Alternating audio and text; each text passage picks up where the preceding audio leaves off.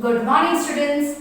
How are you all? We will continue with explanation of chapter number 9, the living organisms and their surroundings, session number 5. In last sessions children, we have discussed about habitat, adaptation, characteristics of habitat, then we have discussed about terrestrial and aquatic habitat, then we have discussed about components of habitat, in which we have discussed about biotic and abiotic components.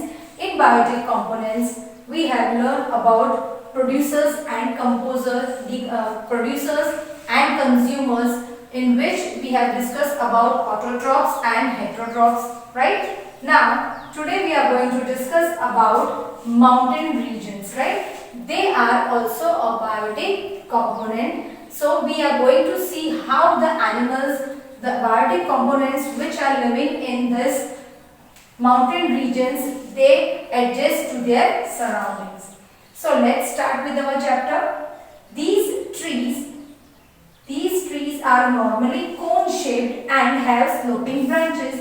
अब mountains पे बच्चों हमने देखा है कितनी बार कि बहुत सारे trees grow हुए हैं, right?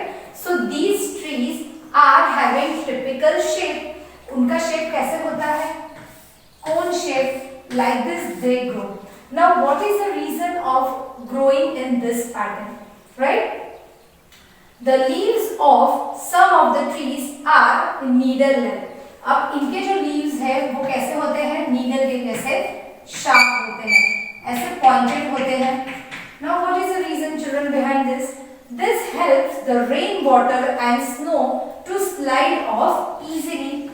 अब ये जो शेप दिया गया है, जो माउंटेन्स पे जो ट्रीज ग्रो होते हैं उनका शेप कोनिकल होता है, कोन शेप होता है, और उनके जो लीव्स होते हैं वो नीडल जैसे होते हैं.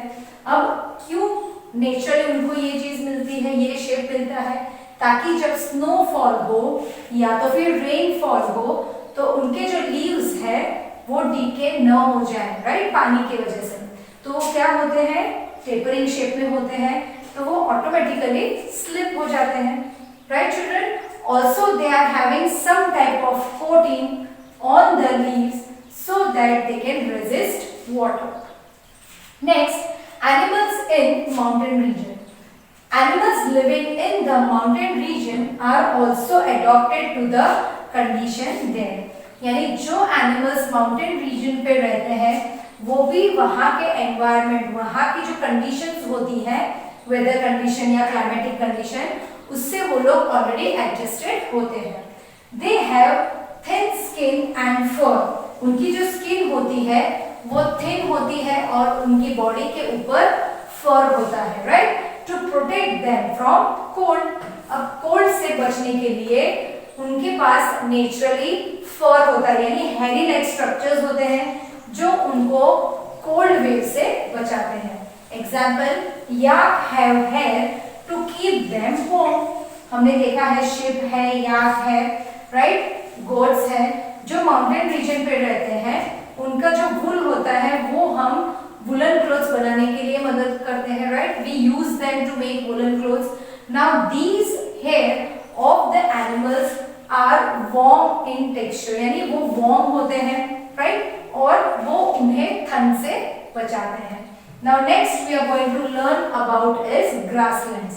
In grasslands, how biotic components adjust in this area. Now grasslands means ज़्यादातर हमें बहुत लंबे grass दिखाई देते हैं, right? So here a lion lives in a forest or a grassland, and a strong animal that hunt and kill animals like deer. अब grasslands जो है वहाँ के ग्रास बहुत छोटे छोटे नहीं होते हैं, लेकिन इतने लंबे होते हैं कि हम खड़े रहते हैं तो भी हम दिखाई नहीं देते हैं. So the grasslands are having shorter and longer both the grasses. Now in grasslands lion can stay, right? Lion lives in forest and grassland, both the areas.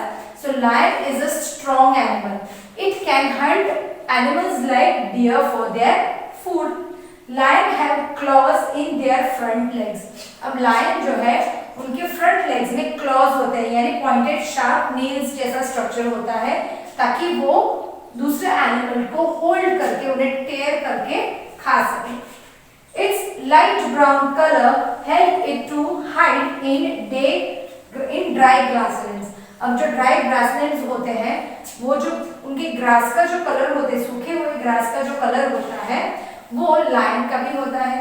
तो लायन जब ग्रासलैंड्स के अंदर छुपे होते हैं तो वो उनके छोटे एनिमल्स को दिखाई नहीं देते हैं, और जैसे ही छोटे एनिमल्स लायन को दिखाई देते हैं, लायन उन्हें तुरंत पकड़ के खाते हैं।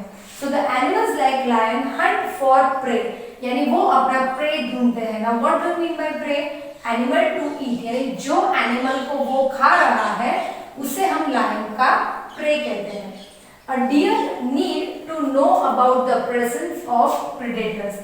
अब जो डियर्स भी हैं वो भी ग्रासलैंड्स में पाए जाते हैं, तो अब डियर्स के पास भी ऐसी सेंस होती है कि वो अपने प्रेडेटर्स को पहचाने। प्रेडेटर्स यानी जो डियर को पकड़ने आते हैं, जैसे कि lion. So animal like lion that make it their prey in order to run away from them and not become their prey. अब डियर जो है उसकी रनिंग कैपेसिटी बहुत स्पीडी होती है, राइट, तो वो लायन से बच भी सकते हैं। तो हमने देखा बच्चों की ग्रासलैंड्स के अंदर भी, माउंटेन्स के अंदर भी कैसे एक दूसरे के ऊपर एनिमल्स डिपेंड होते हैं।